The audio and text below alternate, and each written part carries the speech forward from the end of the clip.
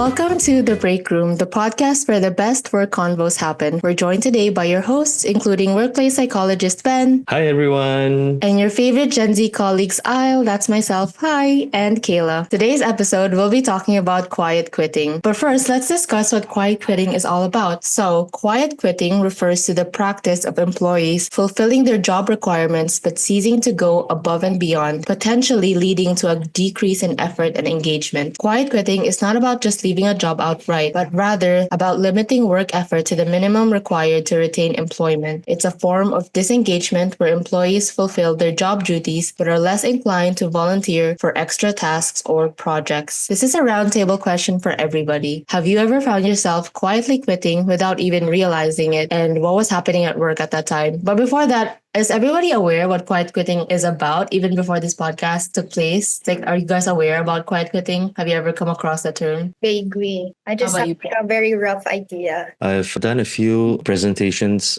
and trainings for HR leaders on quiet quitting. Yeah, so I have an idea of what it is. I had a very vague idea about it as well. I think most of it I've seen from social media, but I didn't really exactly know what it was about and stuff. So now that we discussed or kind of described the term, have you guys ever found yourself quietly quitting at work or with previous job experiences? Yeah, maybe I can go first. I think this is when I was in iGROW, right? And our work entails going to organizations and workplaces to look at how we can improve mental well-being and make the workplace happier and healthier. I remember this is probably in the first 1-2 years of the business. And we are trying to knock doors and telling people how important it is in mental health. By the way, that's like in 2010. And I think the awareness of mental health in the workplace is not very strong yet. So I face a lot of rejections. I face a lot of conversations with HR leaders about, oh yeah, mental health is important and my staff are not crazy. So there's no need for services.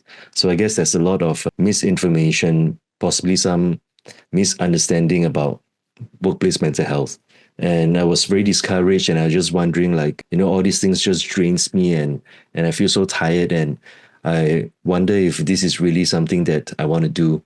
So I see myself checking out a little bit, like because of all the discouragements, the disappointments, the rejections. So kind of dragging myself to feet. And I remember that in the past, I was so happy and people would be saying, I always talk about work. But that period in my life was really like down and just trying to distract myself and looking at ways of other things that I can do and stuff like that. So yeah, that's my personal experience of quiet quitting. What about you guys? Yeah, I totally relate to that with like checking out when you're feeling down. Just because with my experience, it was with a previous client as well for video editing.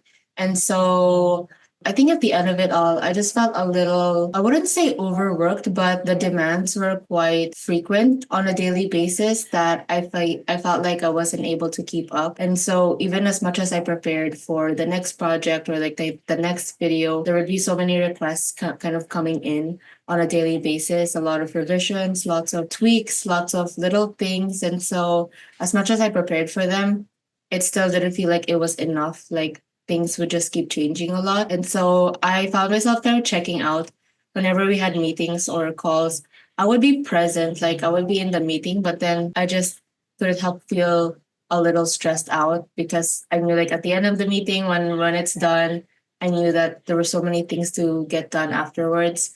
And so I guess that's my experience with quiet quitting. It's still really related to the description of you still, at the end of the day, you still do your job. It's just that I guess mentally you're not present, or mentally you're not quite engaged as much as you would hope to be. But yeah, that's my experience. How about you, Kayla? I guess on my end, I'm not sure if I have done like quiet quitting before, since as I mentioned, it's like I have like a vague idea of this one before, but I guess the closest experience that I've had so far is like back in college. I don't even know if this is like right, but it just felt like I was like doing my manuscript and I was doing my thesis. So I was just super busy with that. And I was like, I need this. This is my top priority right now. So in like my other classes, like some minor subjects, I wouldn't be very participative during group projects or group work. Normally, I would take like a leadership role whenever there is like a group work, but at the time I was just sort of disengaged in any activities that's outside, like completing my manuscript, my thesis. So I guess that's my closest to quiet quitting. But I guess right now it's like the question in my head is how do we differentiate, like, just off days at work where you don't feel like you're at this, because normally, like, for example, you're at this level, but there are some days when just the energy fluctuates and you don't feel as engaged, but not necessarily quiet quitting. And yeah, how do you differentiate those days and quiet quitting? So right now that's like the question in my head. Yeah. I guess that's a good question to have because since we have Ben on this call, our workplace psychologist, we're going to put his brain to use. And so some of the questions we have for you is we want to get kind of like the science backed or psychology based perspective from your end about quiet quitting. So we have a few questions for you and I hope you're ready.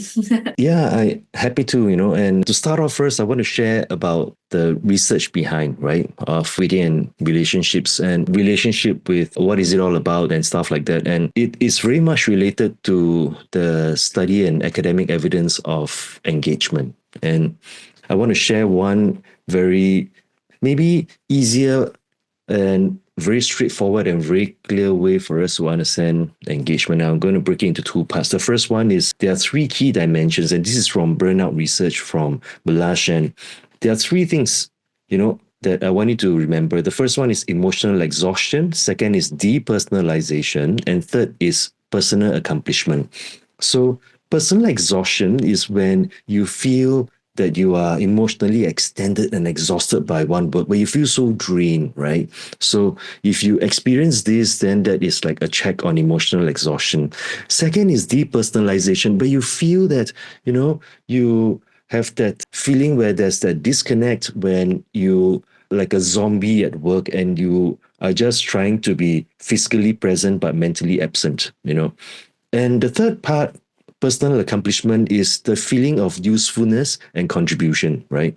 When we feel that I'm not contributing, I'm not being useful, and I'm not adding value, and I'm not achieving something, when these three things becomes present, then it means that engagement is very low, right? So these would be the three things that we want to look at. And maybe if I can illustrate this, I love this analogy, right? Coming to the second part of a boat. I don't know if any of you have been on a boat. I want you to visualize with me, right? That if all of us are on a boat, right? And if we break it into three groups of people, so we have the people that engaged, we have the people that are disengaged, and we have the people that are actively disengaged. Okay, engaged, disengaged, and actively disengaged. Boat analogy. So the people that are engaged on a boat, right, they'll be the ones that are paddling, very quickly and trying to move the boat forward, and putting in all their energy trying to steer the boat forward, right? So those are the people that are engaged, that they are taking action, that they are doing, they are contributing. And on the other extreme end, those people that are actively disengaged. So these are the people that are on the same boat, but they are the ones that are throwing anchors down, trying to slow down the boat, and doing things that may slow down and sink the boat, right? So these are the people that are actively disengaged.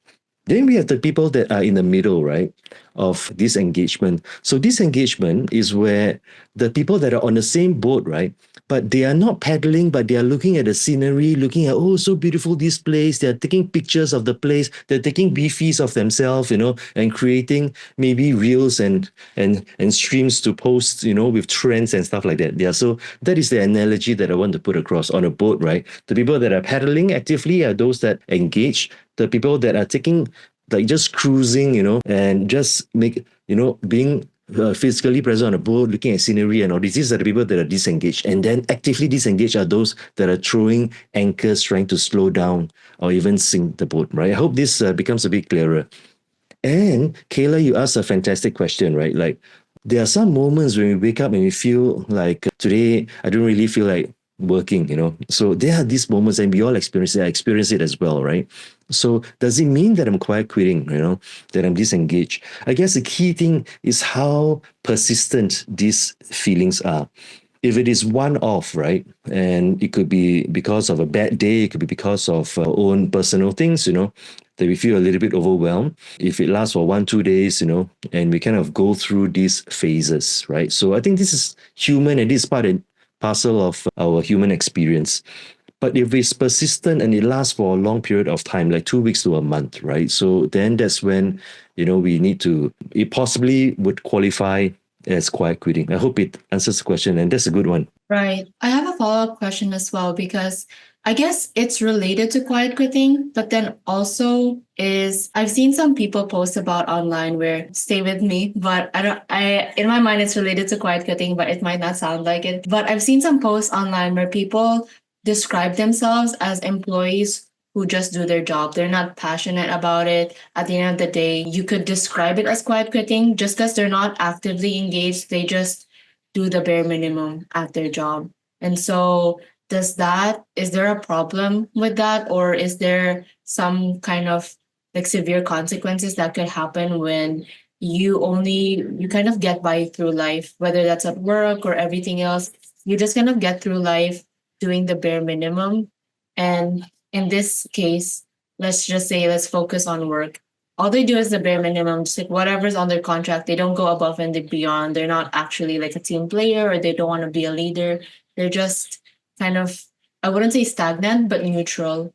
And so does that fall under the category of quiet quitting? And is there some cons or negatives that could be an outcome of that, of just doing the bare minimum? Yeah, and there's so many different terms that are out there, right? And as a psychologist and the colleagues in the academia field, right,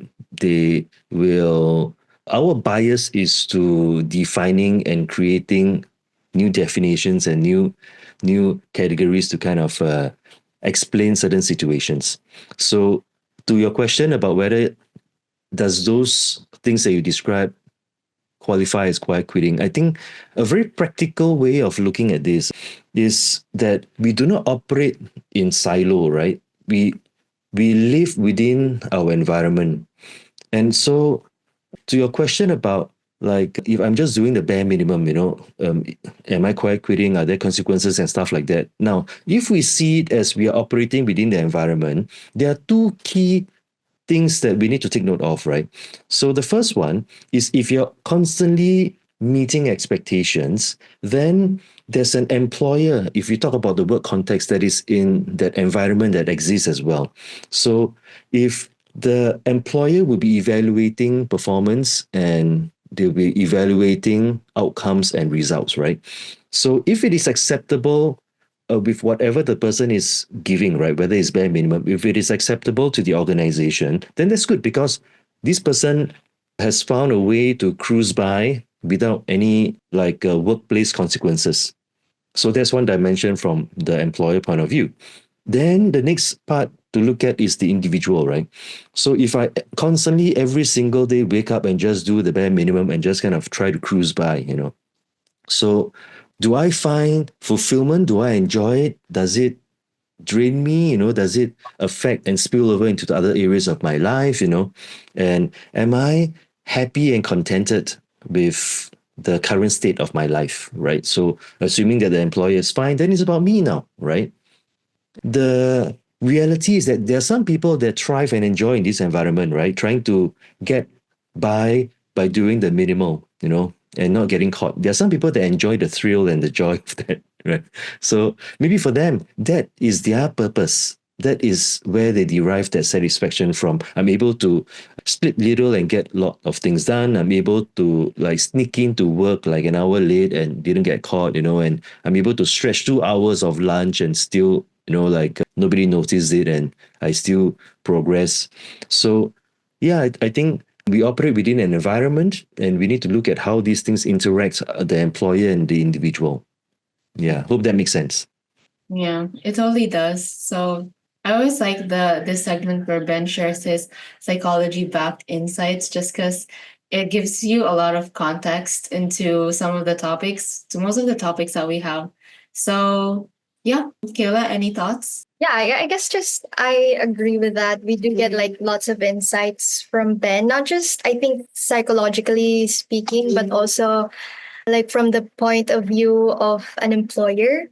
And I appreciate that it does vary like from different like for different contexts, because there are like certain environments that are okay with you just doing your work, and there are certain environments I guess that are a little bit more cutthroat, I guess a little bit more competitive, and if you just do your bare minimum, then you might be let go, right, by the company.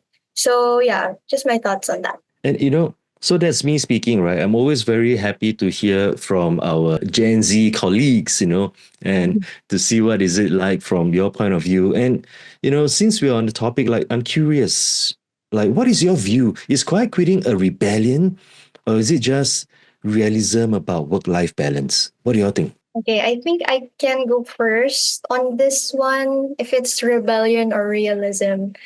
I guess it depends. I think you did mention about disengagement and active disengagement earlier. And I was thinking that if they're doing like some more active disengagement, I think that's when you'll see quiet quitting as a form of like a rebellion, and maybe an employee's dropping subtle hints that I want to leave this place, but then I don't want to have a confrontation with my boss about it, so might as well just fire me, which I think is not good on your resume. But yeah, so I think when someone does that, that is like their act of dropping subtle hints or doing some sort of rebellion in their work environment. But I guess in some instances, it's other people drawing their boundaries and saying, I'll just do my work today and go back home, because they enjoy more having that kind of, that good sort of good balance between their work and their family. I do remember like seeing a post online as well where it's like, this person is fine with not being promoted or just doing their work because it allows them to spend some more time with their family. So that's when you see where it's like doing the bare minimum serves their purpose in terms of achieving balance between their professional and personal lives. So that's my take on that. Yeah, interesting. Al, what about you? Yeah, I think I have a similar answer to Kayla. At the end of the day, I think it depends on the person and on the situation. Ben did mention earlier about the types of people on a boat, like the boat analogy of actively engaged, disengaged, and actively disengaged. And undeniably, I think there are some people who operate that way where they are just disengaged in general in life and at work. And there are also the types of people who go above and beyond. So those are the people who are engaged. And I think it depends on the type of person you are, what you seek in life, and the fulfillment you have at work. I think at the end of the day, whichever route will make you feel fulfilled while still meeting your requirements at work. And as long as you don't really affect other people's jobs, you don't affect their day or their decisions in life, like you don't affect them negatively or you don't affect the workplace that you're in.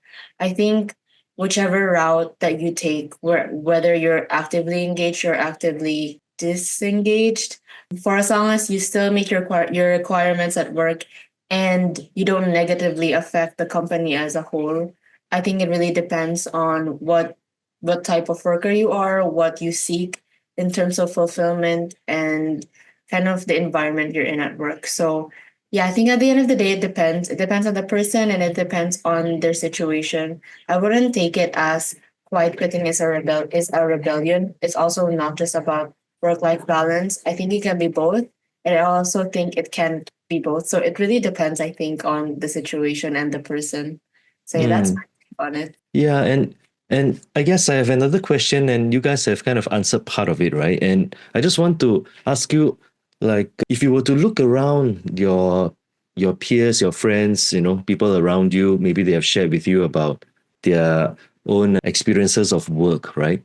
So now that we talk about quiet quitting, is it possible to quiet quit while still doing a great job, or does it always lead to tension with management? So if you were to look around, and or even personal experiences, what do you think? And maybe you can go ahead with this one. Okay. Well, I guess going back to the definition that we had at the beginning is quiet quitting means fulfilling your duties, but the only difference is you don't go above and beyond for your work.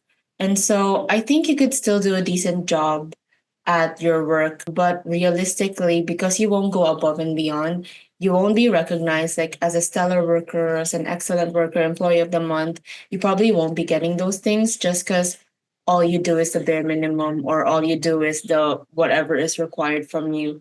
You won't really be recognized as a team player or like an aspiring leader just because all you do is what's required. You don't go above and beyond. So I think you could still do a great job. I don't think it would necessarily lead to tension with management unless you take those extra steps to create the tension. But yeah, I guess at the end of the day is you could still do a great job at your work. It's just that you won't be praised for like hard work or you won't be praised as an employee of the month since you will be committing to just doing the bare minimum or you're just committing to getting by. So I think you what is that like you reap what you sow. So if you do the bare minimum, then you will be you will be recognized for that. Not unless if you go above and beyond, then you will be recognized for going above and beyond. So if your mindset is quiet quitting at work, realistically you wouldn't be expecting any like medals or certificates or anything like that. So yeah, that's my take on it is you reap what you sow at work, I think. Right. Mhm. I guess I can go next. With that one, is it possible to quiet quit while doing a great job? I guess somehow I agree with that. You can do a decent job doing the bare minimum because it's the bare minimum, and essentially you're like existing in the background. But I guess this would still vary like on the workplace culture, like what Ben mentioned. Because if your place is a bit more lax and they're fine with you doing the bare minimum, then that's good. Maybe for them that's a great job because you're doing a decent work, doing things accurately, effectively. But if you're in an environment that's more fast paced, I guess, and very outcome based, then maybe that's when you feel like you'll just be someone existing in the background for the company. And I was actually thinking, when you're quiet quitting, you're still doing the work.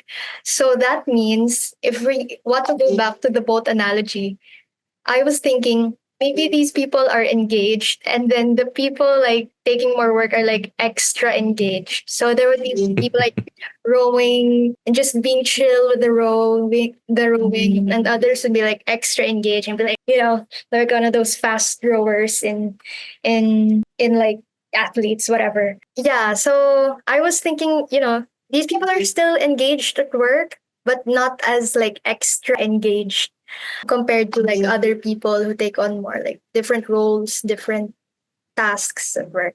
So yeah, still depends. Yeah, I agree. And it's really interesting to hear all of our perspectives on this.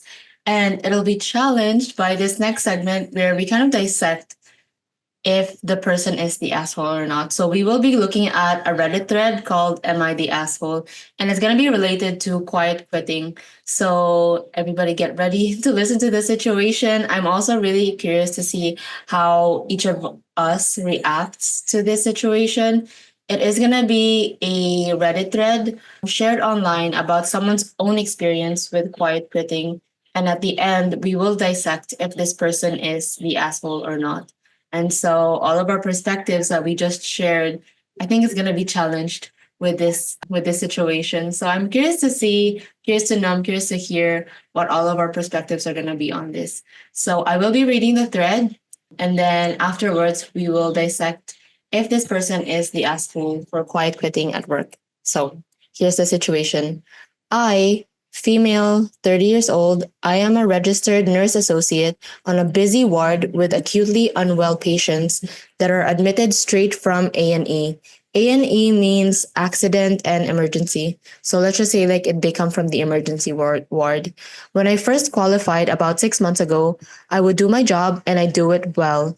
I have always been a team player, and if I do say so myself, a bit of a pushover, doing things that were asked of me that weren't necessarily my responsibility. Every shift, when I'd finished my own tasks, I would often help in other teams that were busier than mine. I know how stressful and overwhelming it can be when you've got seriously poorly patients. About 2 months ago, I was working a day shift with another RNA and a ward sister. My team was so busy that I barely made it through the day without a breakdown. I had 3 admissions within the space of an hour. While I was running around struggling, the other RNA sat at her meds trolley on the computer the whole day. I'm not even exaggerating. She was sat there all day. She had no patient movement at all in her team and had no poorly patients. She didn't offer me any help. On another occasion, I had a patient admitted riddled with pressure ulcers to the point where I didn't know what I was looking at and how to document them. I went to ask the 2 senior RNs sat at the nurses' station for their help, and they both fully ignored me. By the way, RN means registered nurse. When I asked again, they said that they were busy. There are 2 of the nurses that normally take charge of the ward, who often go without breaks. I normally take it upon myself to do their admission paperwork for new patients so they can go on a break. Anyway, to cut the long story short, I feel like I'm always helping others but not getting the same in return. There are just 2 of the many things that have made me want to quiet quit, or some points just plain quit. Yeah, that's the end of the post. But basically, after going through the situation, would we describe this person as the asshole for quiet quitting at work or not? Especially since everything that she described in her situation, where she feels like she's a team player, she always feels like she's helping others out all the time, but she's not getting the same help in return. So I'm actually curious with Ben's thoughts on this. Maybe you can go first. I think maybe both of you can, maybe like Kayla or can share, a view first. Maybe I can go first on this one. I just read like some replies in the thread, and yeah, it's just always so interesting reading stuff on Reddit. You see people with their own opinions. But I guess just to add to the replies in the thread, I guess this is a very tricky one because it's a very different environment. You know, they're nurses, and you do understand that they're overworked and they do so much work and they're tired mentally and physically and maybe emotionally as well. So it's a taxing environment. But I guess when you're in that kind of environment where you're just doing a lot of work, not just tending to patients, but she also said, doing some paperwork, admin stuff. So yeah, I guess the for me, the nice thing to do would be to lend a helping hand when you see someone in your team struggling. I guess it's just some empathy. And when you feel like you still have enough energy to help someone out, then that's fine. I can speak for the people who ignored her because maybe they're like equally tired. Maybe she just didn't see what they were going through the rest of the day. But yeah, I think for me, there is like a responsibility for you to help someone out in your team when you see that they're struggling. There's so many things on their plate all at once. But at the same time, in this kind of environment where everyone's just busy, I don't think you can also like just expect everyone constantly to help you out because again, you don't know like the amount of work that they also did the whole day. So maybe these people have their reasons. I don't know. It's still like very unclear for me if she's the asshole, if the people that ignored her were the asshole. So yeah, it's still like in the middle for me. Still so. Yeah. I guess I can go next. I guess just basing off of the post, my immediate thoughts were she's not the asshole, just because from the way that she described the situation is she always will try to help other people out even if she's tired or fully engaged, whereas she doesn't receive the same feedback in return. But I do agree with Kayla that it is a tricky situation just because they work in the medical field, and if you quiet quit in the medical field, like someone might die. I don't know, like if the situation is very dire and then you just choose to be, I don't feel like it today, like maybe somebody is like struggling, and then based on your mood you're like, I don't really want to like work today. So it is like a tricky situation to kind of navigate, but my opinion is, I guess outside of just this one person, I'm imagining that the medical field or working in a ward, working at the hospital, it requires a lot of teamwork. And so I think it might be a teamwork issue of other people just kind of putting themselves first of, I'm tired, so I don't want to work. Whereas other people, like this person in the post, this person in this situation is, even if she's tired, she still helps people out and not having that same feedback. So I understand that working in the hospital, working in the medical field is a high stress environment. And it's, I guess, a matter of, for me, I think it's a matter of teamwork, or it might be an issue within the team of knowing to help each other out, even if everybody is stressed. At the end of the day, their goal is to treat the people who are at the hospital. Like that's the end goal, right? So I guess just kind of working on the team dynamics they have of reaching that goal. Yeah, I guess that's the thoughts that I have on my mind. But to go back to the question, I don't think she's the asshole, but I think they might have like a teamwork issue to meet the Yeah. And yeah, thanks both of you. You always give very fresh insights to things. And my boring perspective to this is, first of all, I just want to say that this person is going through a lot of things, right? It's definitely not easy having to fulfill the need or the expectation of attending to the patients and then feeling that lack of support. I don't know how many of you listeners out there are experiencing this, and if you, it's not easy, right? Having you to be in that situation and in that experience. And back to the question of whether this nurse is the asshole for quiet quitting at work. I think if you go back to what I mentioned earlier of the 3 dimensions, right, of disengagement, of emotional exhaustion, personal achievement, and depersonalization, I think there's certainly very strong indications of emotional exhaustion, right? I think there's the feeling of drain and feeling tired. I guess this could be even compounded and made worse by the lack of appreciation and the lack of support. So I think that emotional exhaustion is something that's very clear for me. Personal achievement, I'm not so sure. It didn't really come out very clearly whether she's still that sense of fulfillment, whether there was proper recognition to the work that she is doing, because recognition in a nursing environment doesn't just come from badges and money. It can come from the look of gratitude, right? Of appreciation from the patients or from the families of the patients. So I'm not sure about personal achievement.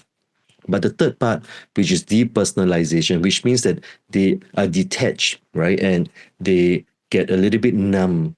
I think it seems like she is kind of moving into that stage where there's that depersonalization and that kind of detachment, but I don't think she's there yet.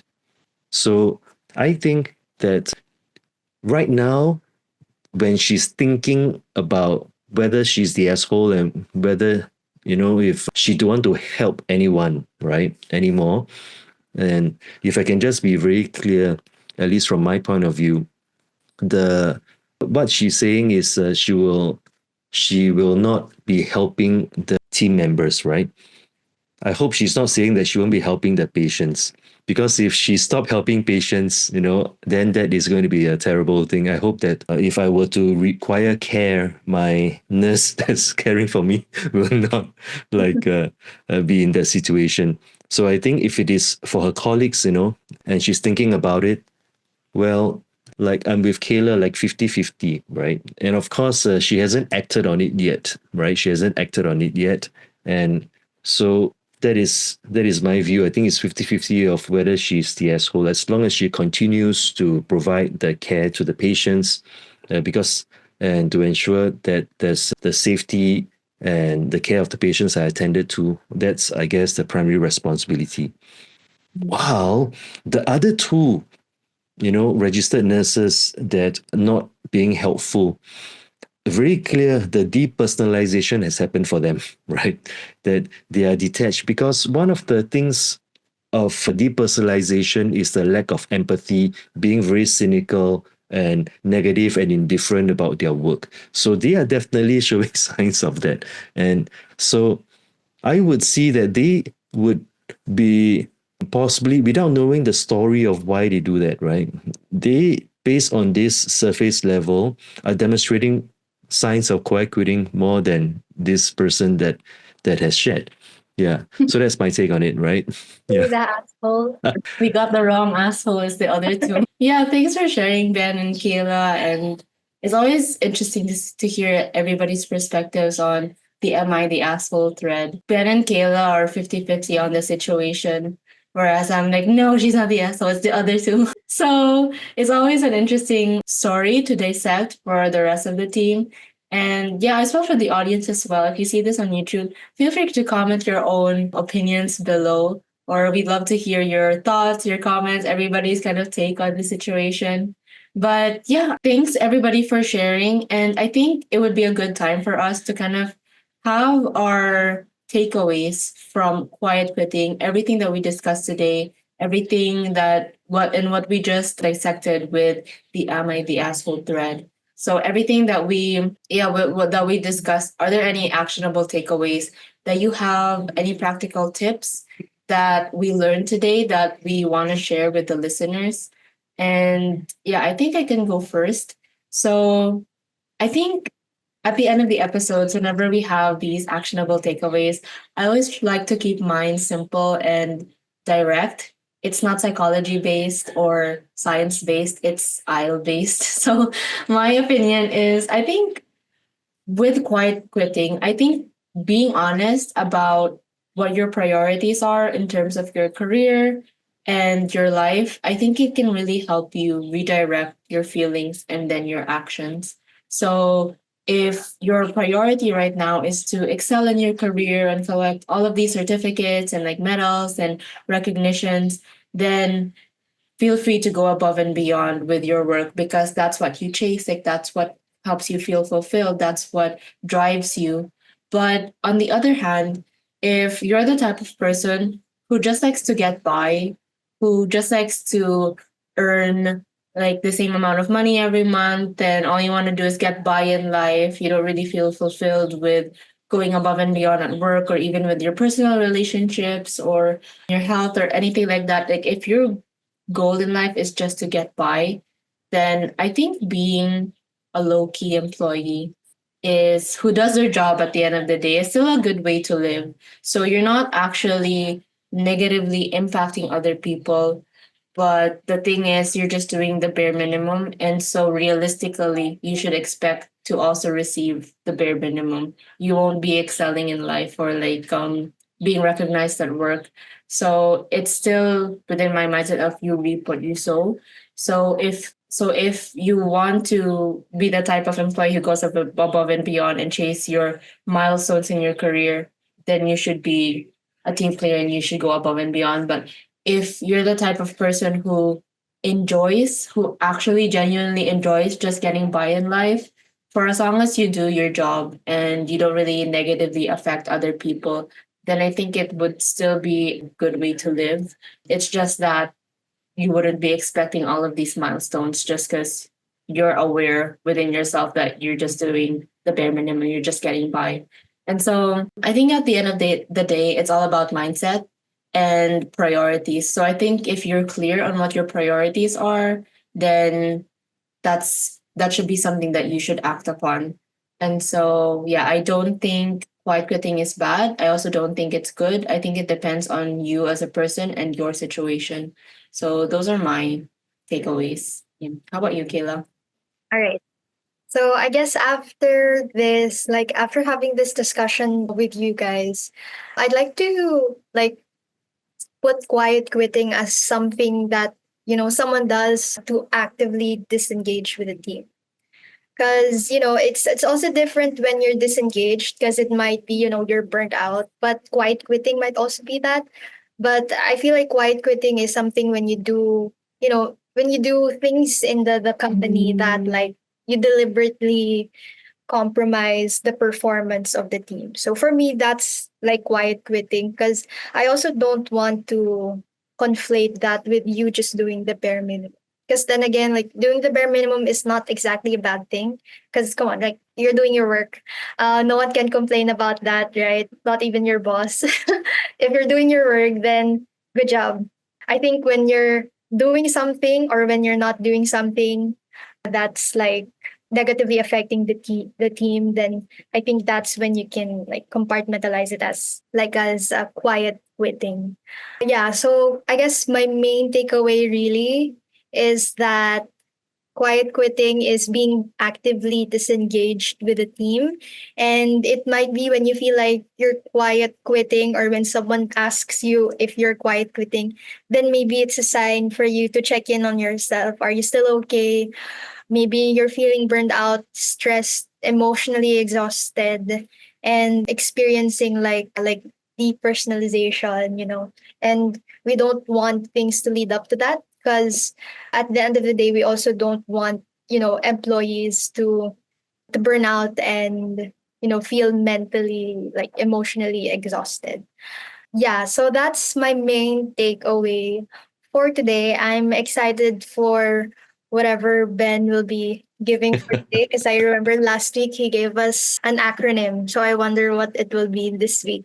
Yes, and I guess I want to say that in our day-to-day life and in our day-to-day work, we all experience moments of tiredness, fatigue, of just like maybe that sometimes that sense of being overworked, right, and overwhelmed. So all these are part and parcel of our day-to-day life. And when we kind of move over into that feeling of dread, right, like dragging our feet and just dreading the day for work, that's when we need to be more mindful and to ask ourselves, okay, so where am I at and why am I experiencing this? And how long have I been experiencing this, right? So for those of us that are experiencing that sense of dread in our life, right? And clearly the nurse that we talked about in the MIDS whole segment, if any of you in that similar situation, when you feel unappreciated, when you feel drained, when you feel that lack of support and you are not sure if it's even worth it, giving your very best to work. So if any of you are in that situation, I have an acronym for you. Yes. So I want you to remember to get rest, right? REST.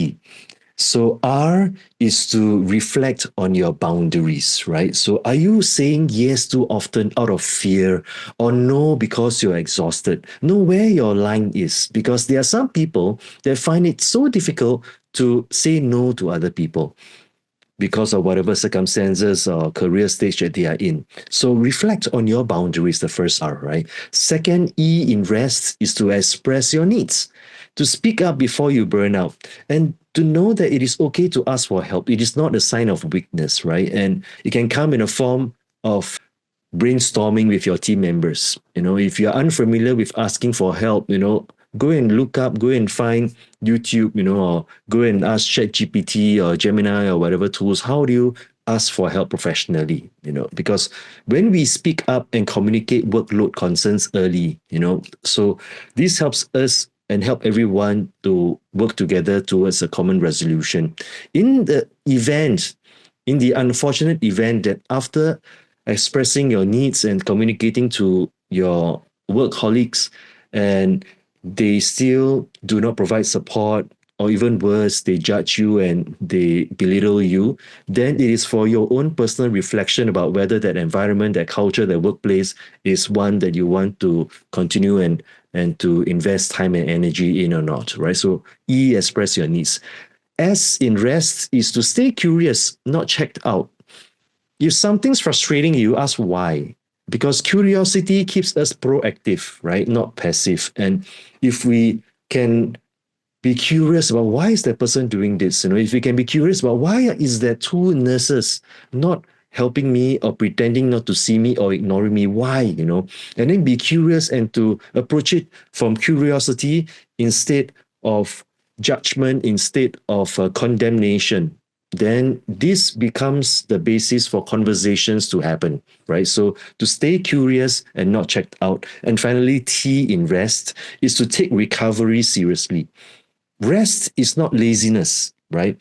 And I want you to know that it is okay for us to take breaks. It is preparation.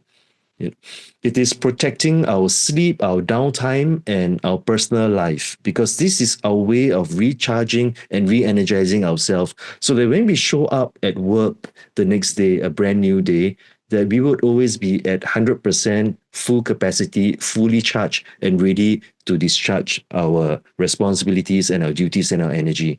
So if I can summarize, get rest. Right? R, reflect on your boundaries. E, to express your needs. S, to stay curious and not checked out. And T, to take recovery seriously. So that's my take for today. Yeah, that's really interesting and really helpful. I think it's a good reminder for me as well of like staying curious and not checked out. Something that my professor in college always wanted to kind of remind us of is to be lifelong learners. And I feel like that's always something that even outside of school, like in this instance, it always reminds me like the most successful people are always curious or lifelong learners. And so it's just a good reminder to have from the takeaways that Ben shared. But yeah, before we end today's segment, I guess, Kayla, do you have anything else to share or? I'll be getting some rest. I'll get some rest. But yeah, thanks Ben for a new set of acronym this week. Yeah, and hopefully people will take rest really more seriously in such a fast-paced, very busy world. Yeah, I agree. And yeah, thank you, Ben. Thank you, Kayla. Thank you to our team for showing up today. This is our second episode, and it's always really fun talking to you guys for an hour on top of our usual meetings. But yeah, it's always so fun to film these podcasts and know everybody's takes on the topics. But listeners, that's it for today's coffee break. Thanks for hanging out with us in the break room. And don't forget to share this episode with your favorite work buddy. And if you've got thoughts, rants, feelings, any feedback, any strong opinions from our Am I the Asshole threads, feel free to slide into our DMs or comment down below your opinions, any of the thoughts that you have. We're at iGROWOnline on most platforms, so feel free to engage with us, actively engage with us. And remember, your well being matters even between meetings. Catch you next time. Thanks from the iGROW team. Bye. Bye. Bye, everybody.